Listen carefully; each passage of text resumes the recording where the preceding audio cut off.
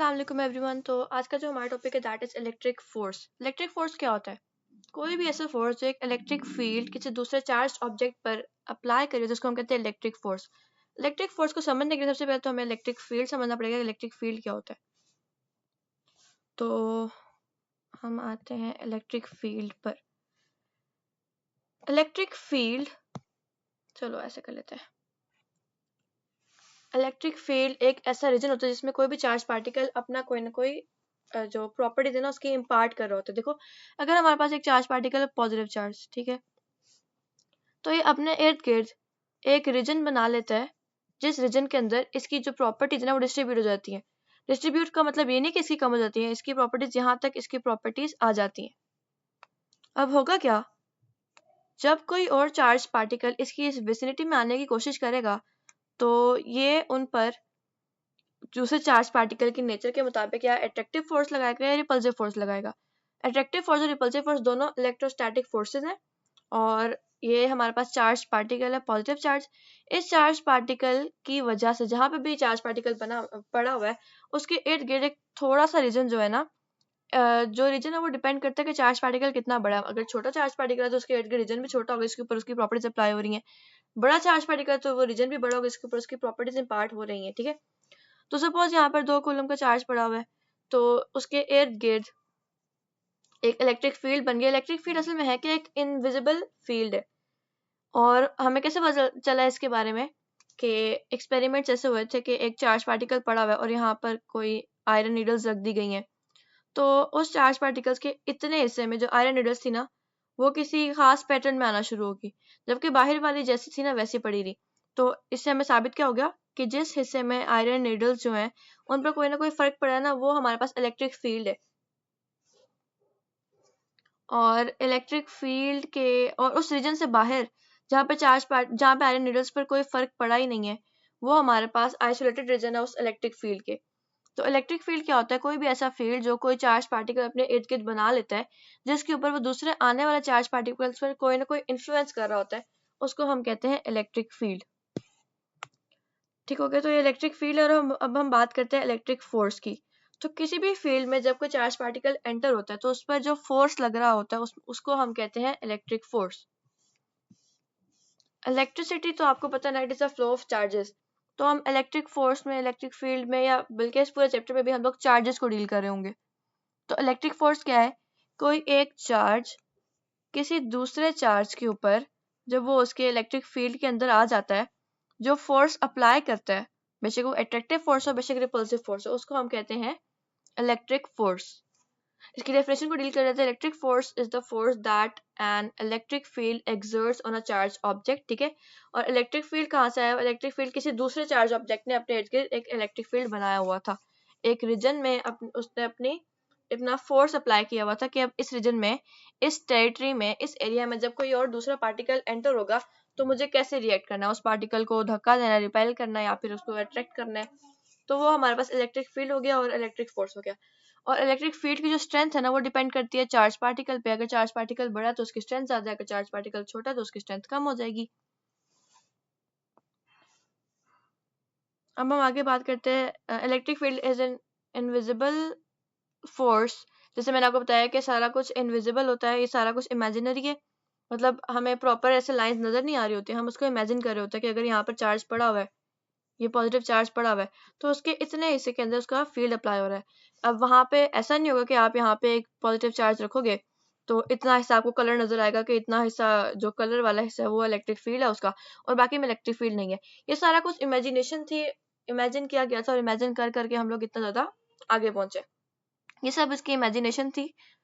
ये जो electric field का सारा जो कॉन्सेप्ट है ना, ये माइकल फैराडे एक हमारे पास थे साइंटिस्ट, उनकी सारी इमेजिनेशन पे बेस करता था। मतलब उन्होंने एक्सपेरिमेंट्स किए। इमेजिनेशन बिल्कुल क्लूलेस नहीं होती, इमेजिनेशन बेस्ड है एक्सपेरिमेंट्स पे। उन्होंने एक्सपेरिमेंट किए और उन्होंने देखा कि जिस जिस एरिया में नीडल्स अलाइन हो रही हैं वहाँ वहाँ कोई ना कोई इलेक्ट्रिक फील्ड होगा, और उसको उन्होंने फिर इमेजिन कर दिया कि वो फील्ड इस टाइप का होगा कि उसके बाहर कोई फोर्स अप्लाई नहीं हो रहा और सारा फोर्स फील्ड के अंदर ही रह रहे, उसके अंदर ही कन्फाइंड है। ठीक है, अब इलेक्ट्रिक फोर्स, आपको पता फोर्स वेक्टर क्वांटिटी होती है, तो इलेक्ट्रिक फोर्स है क्या? Electric force is related to electric field by the equation F is equal to Q E. E यहाँ पे क्या है, इलेक्ट्रिक फील्ड स्ट्रेंथ, और क्यू क्या है, चार्ज। देखो जितने ज्यादा चार्ज इकट्ठे होंगे उतना ही ज्यादा इलेक्ट्रिक फील्ड स्ट्रेंथ बढ़ता जाएगा, मतलब उतना ही बड़ा इलेक्ट्रिक फील्ड होगा ना। एक चार्ज ये है, एक चार्ज ये है, एक चार्ज ये है, इसका एक इलेक्ट्रिक फील्ड है, इसका एक इलेक्ट्रिक फील्ड है, इसका एक इलेक्ट्रिक फील्ड है, तो कलेक्टिव इनका इलेक्ट्रिक फील्ड इतना बड़ा हो गया, और कलेक्टिव उसकी स्ट्रेंथ भी तो ज्यादा होती जाएगी ना। तो फोर्स क्या है, इलेक्ट्रिक फोर्स, मतलब अब यहाँ पर जो भी पार्टिकल आ रहा होगा, कोई नेगेटिव पार्टिकल सपोज, नहीं कोई पॉजिटिव पार्टिकल हमने आते हैं, अब उस पार्टिकल को, अब अंदर भी पॉजिटिव चार्ज था, बाहर वाला भी पॉजिटिव है, तो जब ये इसकी टेरिटरी में एंटर होगा, इसकी इलेक्ट्रिक फील्ड में एंटर होगा, तो ये जो अंदर वाले चार्जेस है ना, वो उसको एक बहुत ज्यादा फोर्स है, इमेंसिव फोर्स से उसको रिपेल करेंगे। तो अब इससे साबित क्या हुआ कि जितने ज्यादा चार्ज उतना ही ज्यादा इलेक्ट्रिक फील्ड स्ट्रेंथ होना शुरू हो जाता है, और फोर्स तो उनका फिर मल्टीप्लाई करके आता है। तो अब इलेक्ट्रिक फोर्स यहाँ से क्लियर हो जाता है कि इलेक्ट्रिक फोर्स कोई भी ऐसा फोर्स है जो एक इलेक्ट्रिक फील्ड जो बन जाती है ना, कितने भी चार्जेस हो उनको मिला के जो इलेक्ट्रिक फील्ड बन जाती है, वो फील्ड आने वाले चार्ज पे जितना फोर्स एक्सर्ट कर रही है उसको हम कहते हैं इलेक्ट्रिक फोर्स। और फोर्स का यूनिट हमारे पास न्यूटन ही रहेगा, यहाँ पे जो चार्ज है उसका यूनिट हमारे पास कूलम रहेगा, ठीक है। तो इलेक्ट्रिक फील्ड का स्ट्रेंथ का यूनिट हमारे पास न्यूटन पर कूलम आ जाएगा यहाँ पर। प्रॉपर्टीज की बात करते हैं तो electric fields magnitude decreases with distance from the source of the field. अब सोर्स क्या है, सोर्स इज द चार्ज जिसके इर्द गिर्द इलेक्ट्रिक फील्ड बना हुआ है। अभी खुद सोचो, ये हमारे पास एक चार्ज है, ठीक है, यहाँ तक इसका इलेक्ट्रिक फील्ड बना हुआ है। अब कोई चार्ज आ रहा है यहाँ पर, एक यहाँ पे हमारे पास चार्ज आया, एक हमारे पास चार्ज यहाँ पे आया बाहर से। तो अब होगा क्या कि इस जो ये दरमियान वाला चार्ज था, अब बाकी दोनों चार्जेस के फील्ड में एंटर हो गए, तो अभी उस पर कोई ना कोई फोर्स एक्सर्ट करेगा। अब जो ये वाला चार्ज है ना, जो उसके करीब है, डिस्टेंस कम है दोनों के दरमियान, तो ऑब्वियस सी बात है कि जो हमारे पास स्टार्टिंग वाला चार्ज था वो आने वाले चार्ज पे जो उसके करीब है ज्यादा फोर्स अप्लाई करेगा, लेकिन जो दूसरे चार्ज की निस्बत उससे दूर है तो दूर वाले पे फोर्स कम अप्लाई होगा। या वैसे भी प्रैक्टिकली भी सोच सकते हैं कि कोई चीज दूर है तो उस पर फोर्स कम अप्लाई होगा, जब कोई चीज करीब है तो फोर्स ज्यादा अप्लाई होगा। मतलब अगर हम दूर से देख लें इसको, तो कोई चीज दूर होगी ना किसी दूसरी चीज से, तो उस पर फोर्स कम अप्लाई होगा। अब अगर हम इसको ऐसे इमेजिन करते हैं, एक मशीन है, उसमें से एक बहुत तेज हवा निकल रही है, ठीक है।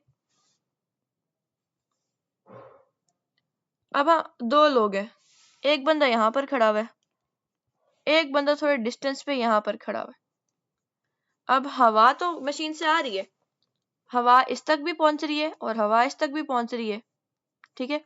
मगर इस तक पहुंचने वाली हवा की जो स्ट्रेंथ है ना वो ज्यादा है, इसको जोर से हवा लगेगी, जबकि हवा इधर तक पहुंचते पहुंचते उसकी जो स्ट्रेंथ है वो कम होना शुरू होती है और इसको हवा कम लगेगी।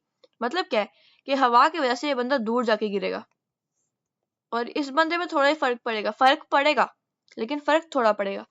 सेम गोज हियर कि जो पॉइंट चार्ज आ रहा है बाहर से एक्सपेरिमेंट के लिए, जो पॉइंट चार्ज जो हमने चार्ज पहले लिया था उसके करीब आएगा, उसको ज्यादा जोर से वो रिपेल करेगा, जबकि दूर वाले को वो कम जोर से रिपेल करेगा। तो यहाँ पे ये लिखा हुआ है कि मैग्नीट्यूड जो है ना वो कम होगा उसके लिए जो कि चार्ज दूर पड़ा होगा, और जो चार्ज करीब पड़ा होगा उसको ज्यादा मैग्नीट्यूड के साथ वो रिपेल करेगा, ठीक है। एग्जाम्पल्स की बात करते हैं तो electric field are responsible for many physical and chemical properties of atoms and molecules. अब देखो एटम और मॉलिक्यूल में जो बाइंडिंग होती है ना, सारी इलेक्ट्रोस्टैटिक फोर्सेस की बुनियाद पर होती है। दो एटम जब एक दूसरे को रिपेल करेंगे तो वो फिर किस टाइप का मॉलिक्यूल बनाएंगे, अट्रैक्ट करे तो किस टाइप का मॉलिक्यूल बनाएंगे, तो एवरीथिंग इज कनेक्टेड हियर, ठीक है। अब यहाँ पे देख लो, ये हमारे पास दो रॉड्स हैं और दोनों रॉड्स चार्ज थे। चार्जिंग की वजह से दोनों रॉड्स ने अपने इर्द गिर्द अपनी विसिनिटी में कोई ना कोई इलेक्ट्रिक फील्ड बना लिया, और यहाँ पर हम लोगों ने नीडल्स रख लिया सपोज ढेर सारी, या फिर जो हमारे पास स्मैश्ड वो होते हैं आयरन, वो हमने यहाँ पे रख दिया और उसने अपने आप को इस तरह से अरेंज करना शुरू कर दिया। तो हमें पता चल गया ऐसे अरेंज होना शुरू है। एक second, let me just change the colour.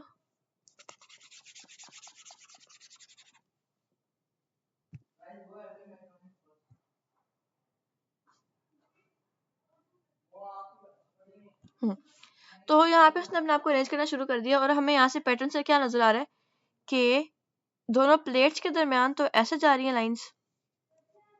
यहाँ पे हमें वो एरोस शो नहीं हो रहे सही से, मतलब हमें पता नहीं चल रहा कि किस तरफ से किस तरफ जाएंगे, तो हम खुद इसको डिसाइड कर लेते हैं। इस प्लेट को हम पॉजिटिव कंसीडर कर लेते हैं और उस प्लेट को हम नेगेटिव कंसीडर कर लेते हैं। तो याद रखना है कि जब भी हम इसको सोचेंगे तो हम ये ध्यान में रखेंगे कि जो फील्ड लाइंस है ना वो पॉजिटिव वाले से स्टार्ट होती है और नेगेटिव वाले की तरफ जाती है, ठीक है। और यहाँ पर भी ऐसे हो रहा है, इस पॉजिटिव से इस नेगेटिव की तरफ जा रही है और फिर इस नेगेटिव से आगे, ऐसे असल में ये इस पॉजिटिव से फिर इस नेगेटिव की तरफ, ठीक है। तो ये ऐसे करते करते ये सारा फील्ड बना है।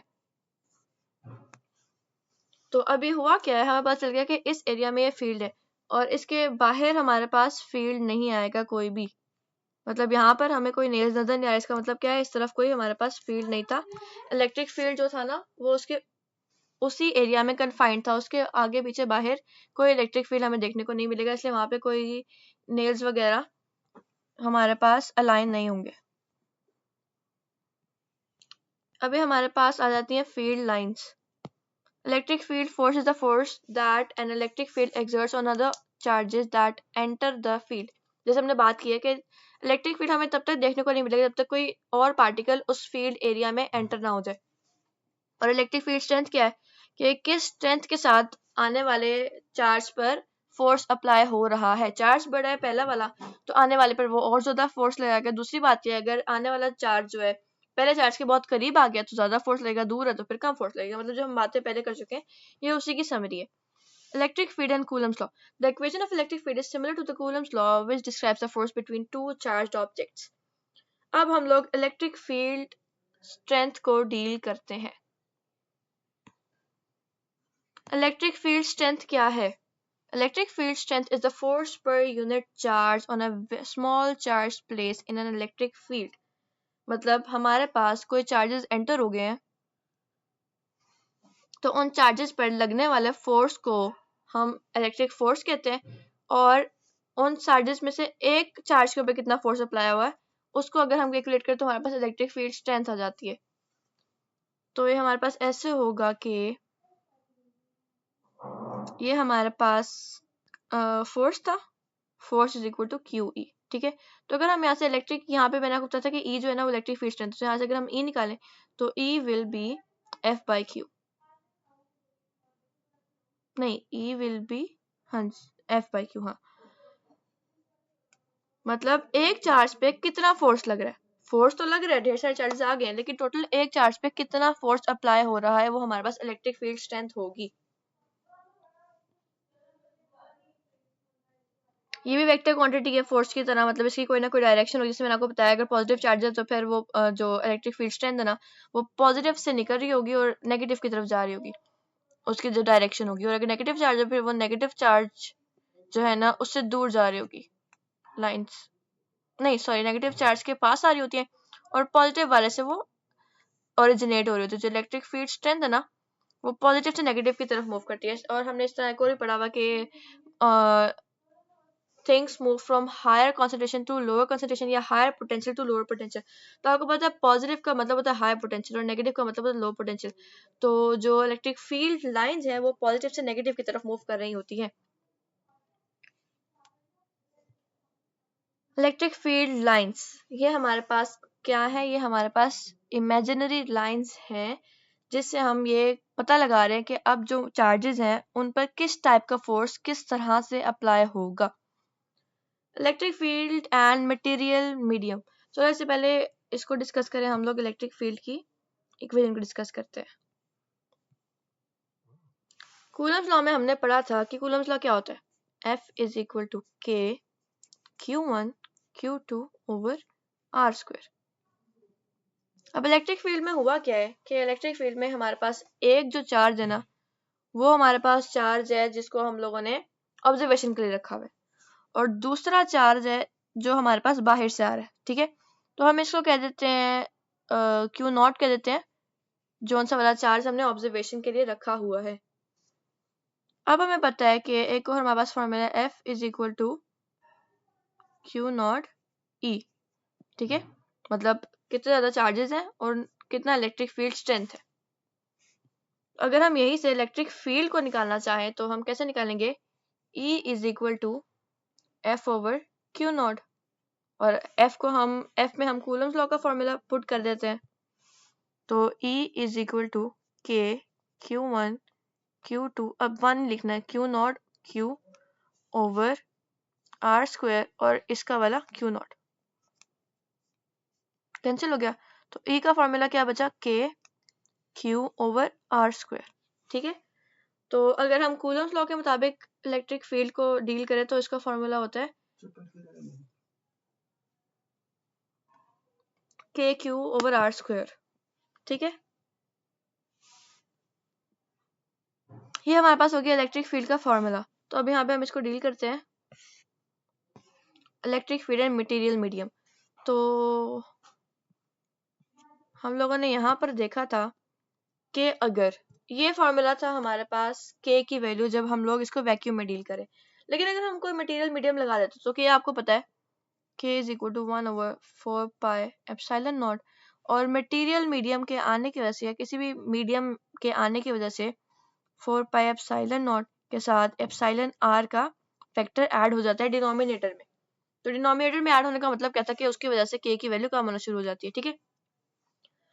तो मतलब पहले जो के की वैल्यू थी, मजीद उसको हमने किसी चीज से डिवाइड कर दिया उस वैल्यू को, तो डिवाइड करके के की वैल्यू कम हो जाएगी।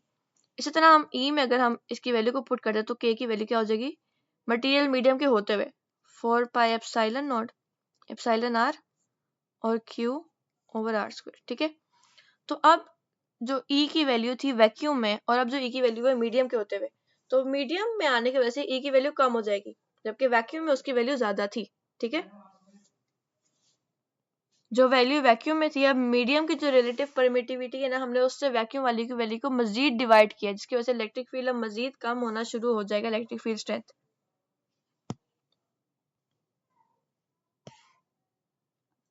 अब हम आगे चलते हैं, ये हमारे पास आ गई इलेक्ट्रिक फील्ड लाइंस की बात कि the electric field lines from an isolated positive charge. Positive charge से मैंने आपको बताया कि इलेक्ट्रिक फील्ड लाइंस दूर जाना शुरू हो जाती हैं और नेगेटिव चार्ज की तरफ आना शुरू हो जाती हैं, ठीक है। कहीं भी अब आपको पॉजिटिव चार्ज नजर आए तो आपको पता चल जाएगा कि इलेक्ट्रिक फील्ड लाइंस उससे दूर जाएंगी, ना कि उसके करीब आएंगी, और नेगेटिव चार्ज के करीब जाना शुरू होंगी। मतलब हाई पोटेंशियल से पॉजिटिव लाइंस, हाई पोटेंशियल से इलेक्ट्रिक फील्ड लाइन जनरेट होती हैं और लो पोटेंशियल पे जाके वो टर्मिनेट हो जाती है। अच्छा जी, तो हमारे पास थे माइकल फैराडे साहब, इन्होंने 19वीं सेंचुरी में डिस्कवर किया था इलेक्ट्रिक फील्ड स्ट्रेंथ को। इलेक्ट्रिक फील्ड है, उसने क्या प्रपोज किया था कि कोई भी इलेक्ट्रिक चार्ज अपने इर्द गिर्द अपने एक स्पेसिफिक एरिया के ऊपर एक फील्ड बना लेते हैं, उसको हम कहते हैं इलेक्ट्रिक फील्ड, और वो चारों दिशाओं में होती है, ठीक है। मतलब ऐसा नहीं है कि अगर ये पॉजिटिव चार्ज है तो उसकी इलेक्ट्रिक फील्ड इस तरह से होगी, वो सर्कुलर पाथ में इलेक्ट्रिक फील्ड बनाता है अपनी, और हर तरफ सेम फोर्स लगा रहा होता है। मतलब ऐसा नहीं है कि अगर वो इस तरफ ज्यादा फोर्स लगा रहा है तो इस तरफ कम फोर्स लगाएगा, यूनिफॉर्म इलेक्ट्रिक फील्ड होती है।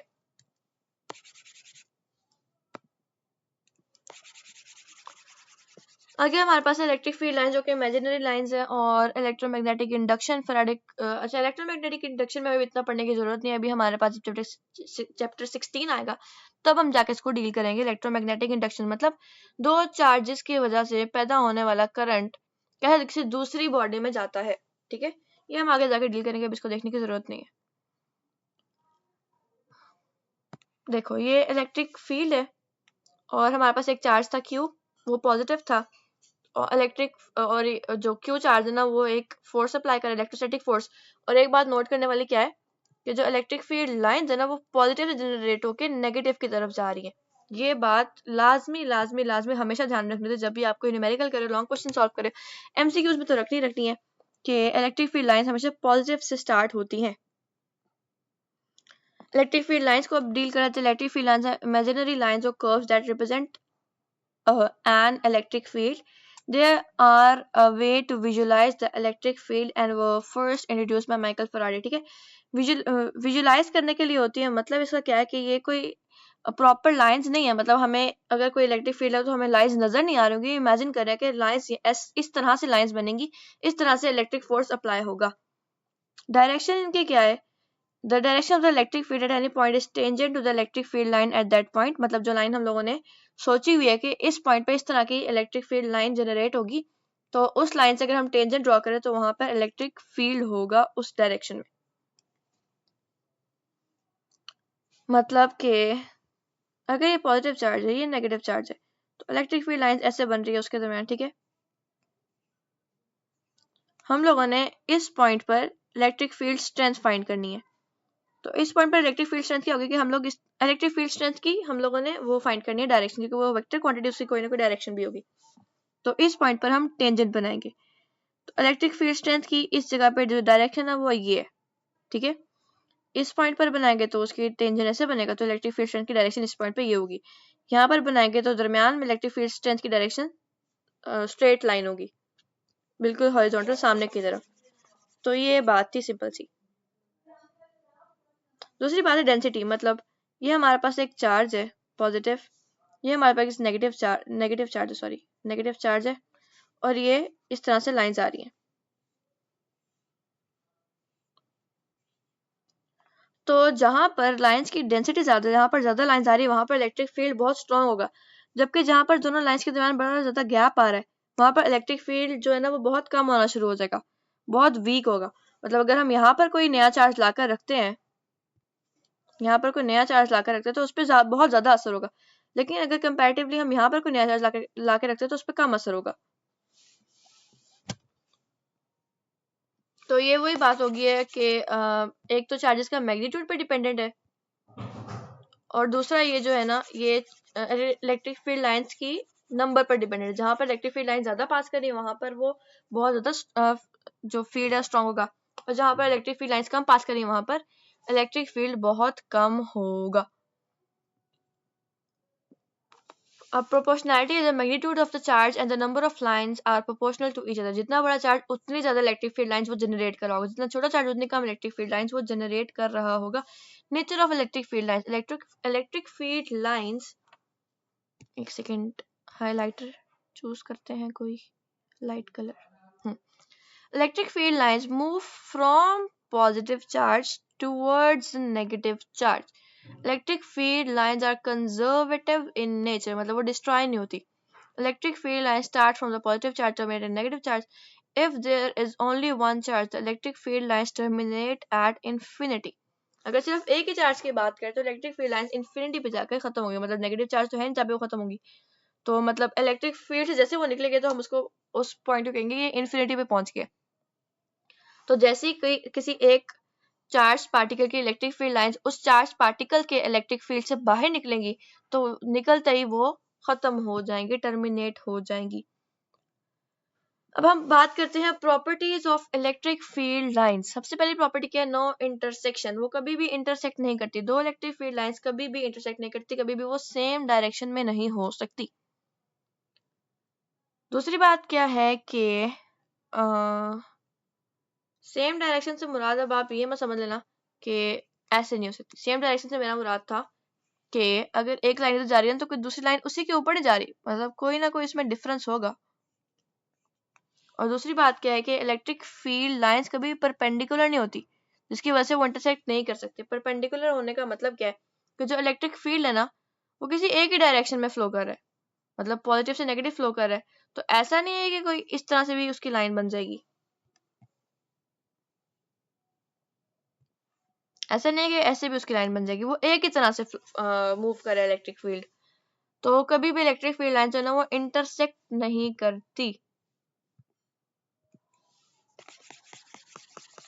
सेम डायरेक्शन में होती हैं लेकिन वो कभी भी आपस में इंटरसेक्ट नहीं करती। क्यों? क्योंकि वो कभी भी दूसरे के परपेंडिकुलर नहीं आ सकती। ये लॉ ऑफ इलेक्ट्रिसिटी के खिलाफ हो जाता है। Perpendicular to the surface charge, मतलब जिस चार्ज से वो निकल रही है उसके परपेंडिकुलर होंगी। यहाँ पे आपको नजर भी आ रहा है कि ये एक चार्ज है हमारे पास, यहाँ से इलेक्ट्रिक फील्ड लाइन निकले तो इसके मतलब ये चार्ज है सपोज क्यू, यहाँ से इलेक्ट्रिक फील्ड लाइन निकल रही तो इसके सरफेस के परपेंडिकुलर है। ये सरफेस है इसकी परपेंडिकुलर लाइन निकल रही है।